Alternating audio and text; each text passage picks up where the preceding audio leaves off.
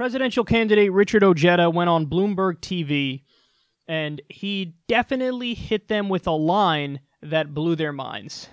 I have no problems taking money from unions. I'm not taking money from corporate PACs. You know, unions support me because they know that I'm going to be a person that's going to be in their corner, and nobody will be more fiercely supportive of labor than I will. There's nobody else, I guarantee you, will not be able to compete with me on that.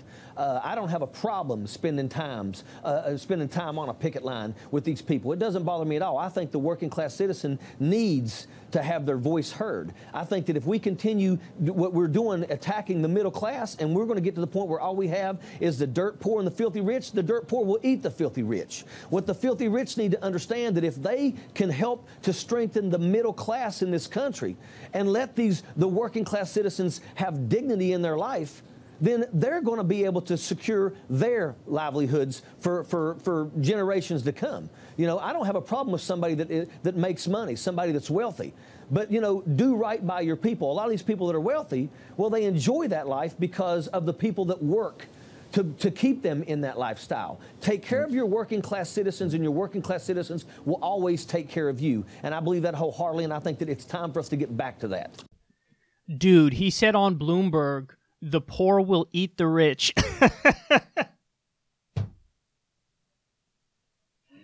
Oh, that's so glorious. Oh, that's good. I like that. That was good. Richard Ojeda, man, he gets on those debate stages. Watch out. I'll be very interested to see what happens with the Democratic debates, because there's going to be roughly 7,962 Democratic candidates. So my guess is they're going to have to do what the Republicans did.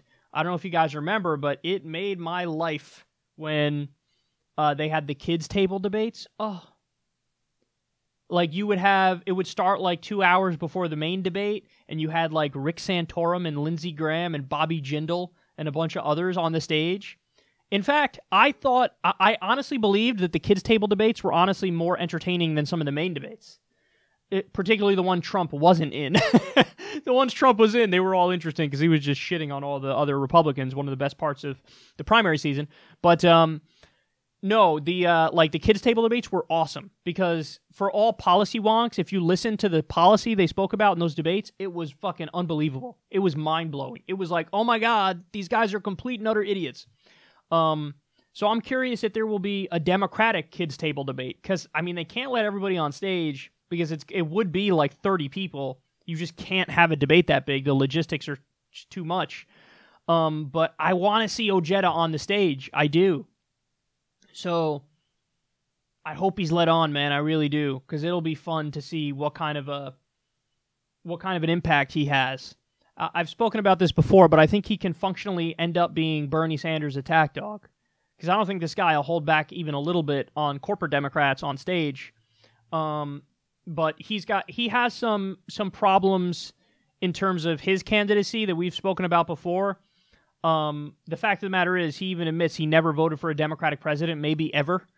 So, I mean, if you have a guy on stage who voted for Mitt Romney over Barack Obama and Mitt Romney over John McCain and Sarah Palin, or excuse me, whatchamacallit, voted for John McCain and Sarah Palin over Obama. I mean, I don't know if anybody's going to forgive that. And I've spoken about it before, but I find that unforgivable. Like, I mean, it's one thing when you hear his explanation for why he voted for Trump, where it's all about, like, hey, I didn't want TPP, and I knew that I care about working class jobs, and I thought he was going to fight against the outsourcing. It's like, okay, it's unbelievable you voted for Trump, but maybe okay. But when you hear Mitt Romney over Obama, it's like, okay, no. No, because Mitt Romney didn't even try to pretend to be populist. He was like, I'm really rich. I'm really rich, and fuck you. I mean, I guess if we're being kind, the interpretation we could give is it was all about coal. So he thought, like, well, the Republicans aren't going to destroy coal. The Democrats are, so I guess I have to vote Republican. But either way, I mean, that's just not cool. So I don't think it's going to be a really hard hill for him to climb for him to win. But if he acts as Bernie Sanders' attack dog in the debates, and he keeps hammering on the pro-labor stuff like he does. Like, okay, I'm for unions, I'm for the working class, I'm for a living wage. Look at me, I was with those teachers at the front of those protests, fighting to get them a raise in West Virginia, and we won. If he hammers away on the populist working class stuff, does he get in Bernie Sanders' administration as maybe labor secretary or something? I'm just floating it, dog. But more of this. I like this stuff. The poor are going to eat the rich. And he said it in the Lion's Den on Bloomberg, where there's, money falling from the ceilings. That made no sense, but either way, I'm going with it. Bloomberg is like the hub of conventional establishment wisdom, of neoliberal economics. And he's sitting in this hub, and he's just like, yeah, poor might eat the rich. Let's talk about that. All right, Ojeda, let's do that.